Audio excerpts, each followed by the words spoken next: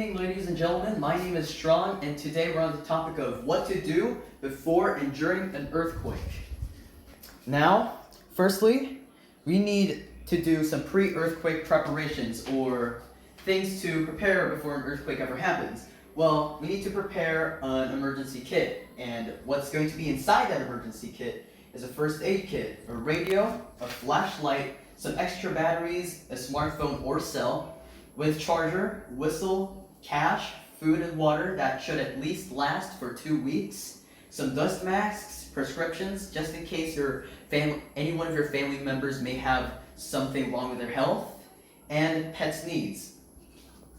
And of course, you need to practice the 3 principles. But you may ask, what are the 3 principles? Now, let's go to the next slide.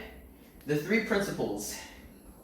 Now, you need to get under or beside an object that's sturdier, taller, and larger than you. An example would be a table. But an exception is going to be a glass table just like that, because it could shatter and it could really damage you or maybe kill you if you're not careful. Identify the safe spaces in your house. Now, what do I mean by identify the safe spaces in your house? Well, know which place is safe. Let's say you are right beside this couch over here. That's beside this large speaker. This could fall on you and you don't even know it.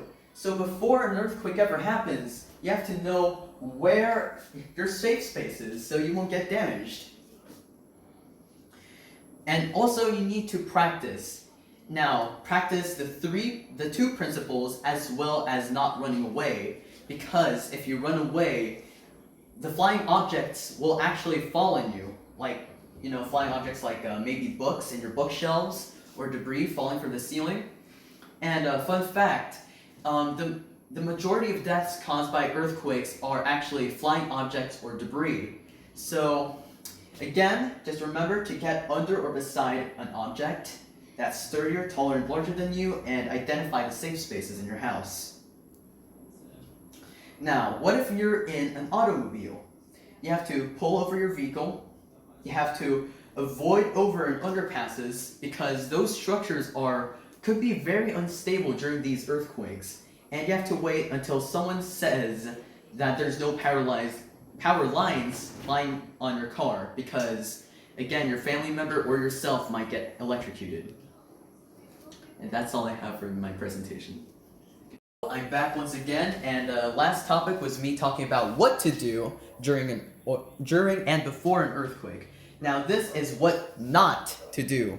Just know it's not what you're supposed to do, because I don't want you guys to get in danger. Now, if you're on the bed, please don't leave, because a bed is actually a really safe spot for earthquakes, because there's pillows that could save your head from falling debris or flying objects. So make sure, again, I hope you remember to get down and hold on and put the pillow on your head so the flying debris won't give you a concussion. Oh. Okay.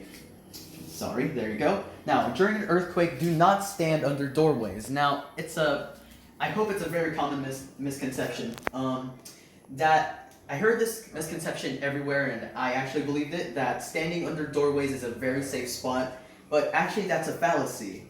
Now, the door will actually shake violently during these earthquakes. Now, the door will move a lot, and that may break your fingers or smash them.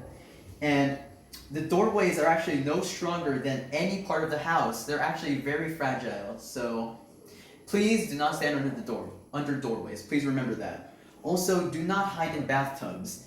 Bathtubs could break into tinier shards that are very sharp, and they will cut you and you may bleed to death. So, yeah, please do not do what I have said to you today. Thank you.